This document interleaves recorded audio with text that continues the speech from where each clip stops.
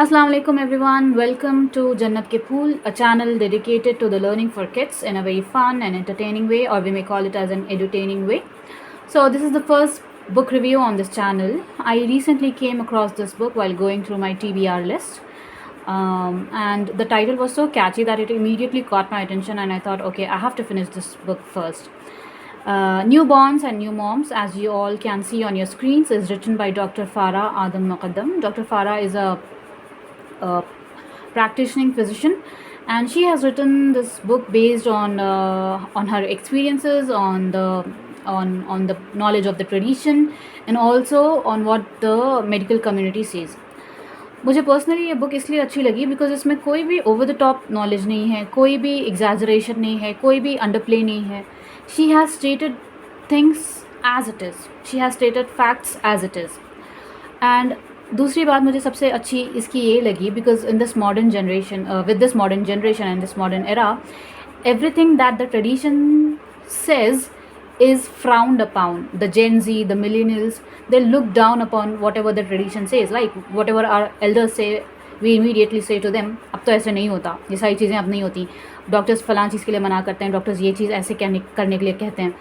तो because this book is coming from the doctor herself, and she has actually, she has said why we must listen to our elders, why the tradition is right, and why the tradition must be followed. I mean, that was very, a big deal for me. कि तभी मैंने सोचा कि okay, let me see what this book says. जैसे कि आप इसमें आप इसका अगर वो देखें,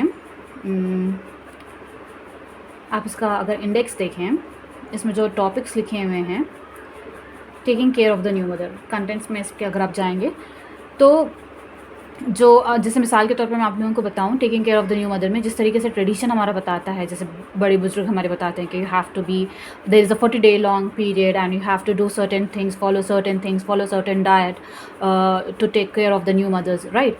और उसमें हम लोग बोलते हैं कि नहीं नहीं, ये सारी चीज़ें नहीं होती हैं. Look at the west and nobody stays at home for 40 days, at home for 40 days, and nobody, for example, nobody wraps scarves around their head. The modern woman, the westernized mother, the mother from the west, she and the westernized mother as well in the eastern part of the region,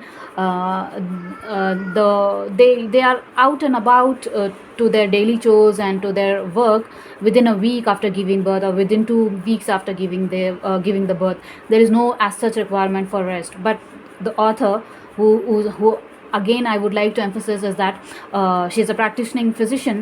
She has stated very clearly from both a medical point of view and from both traditional point of view कि why 40 day long period, why at home for the mother, and that particular care, that certain care is necessary for the new mother.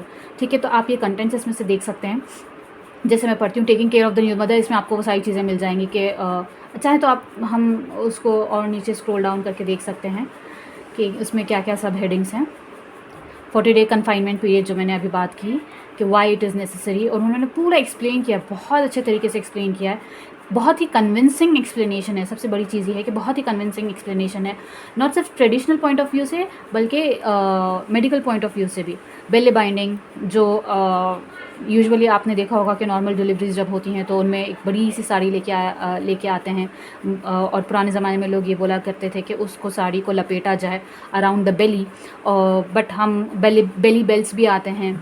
And she has told, और हमें वो लगता है कि it is just for getting the flat stomach back, which is not true. She has given the reasons why belly button is the getting flat stomach is the farthest of the reasons. Why the most important reasons, what are the most important reasons there for the belly binding. तो वो चीज़ भी एक इसमें है. Covering years, वो एक चीज़ भी है. ये सारा उसका है कि न्यू मदर की केयर किस तरीके से किया जाए. हेड बाथ्स, मसाज, सिकाई, ये सारी चीज़ें हैं. आप चाहे तो उसको ये 40 day के वाले पीरियड में हैं. दूसरा, डाइट क्या होनी चाहिए मदर्स की.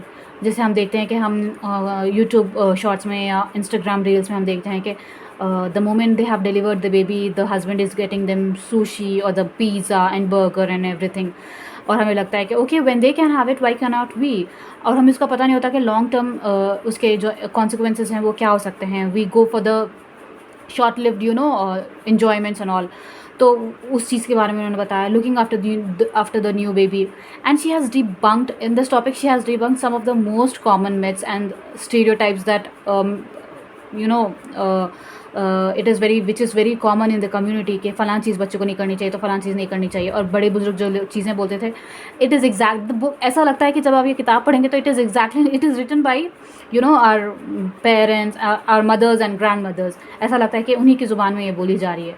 और फिर बेबी की सिकनेस और हेल्थ में क्या है, क्या करना चाहिए, एक बेसिक इन्फॉर्मेशन, फंडामेंटल इन्फॉर्मेशन दे दी गई है कि फ़ौरन से आप डॉक्टर के पास ना दौड़ें, फ़ौरन से डॉक्टर के पास ना भागें, आप घर पे उसको किस तरीके से हील कर सकते हैं, किस तरीके से उसका ख्याल रख सकते हैं बच्चे का, उस चीज़ को देखा जाए। ब्रेस्ट फीडिंग के मुतालिक भी बहुत सारी चीज़ें, क्योंकि इस टॉपिक पे बहुत उतना खुल के बात भी नहीं की जाती है, और कुछ मिसकंसेप्शंस हैं जो पास ऑन की जा रही हैं जनरेशन आफ्टर जनरेशन, तो उसको भी उन्होंने बहुत अच्छी तरीके से यहाँ पे डील किया है। बॉडी इमेज इश्यूज़ जो अक्सर ladies they suffer from after giving birth, उसके बारे में बात की है। Postpartum mental health care which is not very talked about, which is very frowned upon, उस सब्जेक्ट को उन्होंने बहुत अच्छे तरीके से डील किया है। और उन्होंने यहाँ पे भी ट्रेडिशनल टच लेके आई हैं और बताया कि ट्रेडिशनली ये सारी चीज़ें हुआ करती थी। फिर उसके बाद में एक ऐसा ज़माना आया जब इन सारी चीज़ों को ठीक नहीं माना गया, ठीक नहीं समझा गया, और उसके बाद फिर हमें एक टर्म्स मिलता है बेबी ब्लूज़, जिसके बारे में हम बोलते हैं, या फिर पोस्टपार्टम डिप्रेशन के बारे में जो हम बात करते हैं उसके बारे में है। पोस्ट बेबी बेडरूम्स के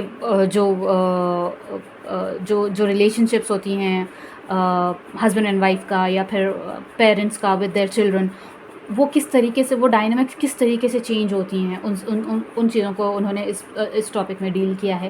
फिर उसके बाद है मैटरनिटी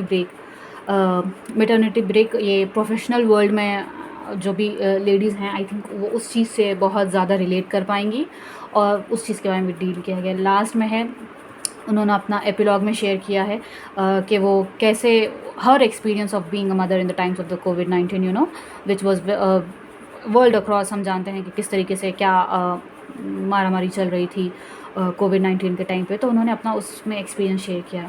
ओवरऑल एक बहुत अच्छी किताब है, बहुत अच्छी है। अमेज़ॉन पे आपको मिल जाएगी, और I think it's just over 300 rupees और समथिंग।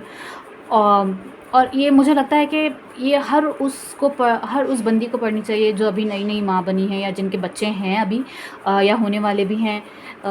और अगर आप किसी को जानते हैं कि जो एक्सपेक्ट कर रही हैं, जो माँ बनने वाली हैं, आप उनको एज अ गिफ्ट भी दे सकते हैं ये, because it is a complete primer on pregnancy and after also, pregnancy and after also.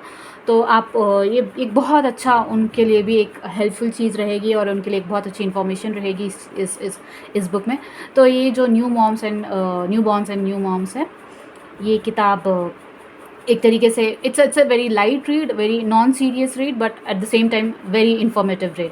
तो अगर आप किसी को जानते हैं who needs this book, then you must give them. Thank you.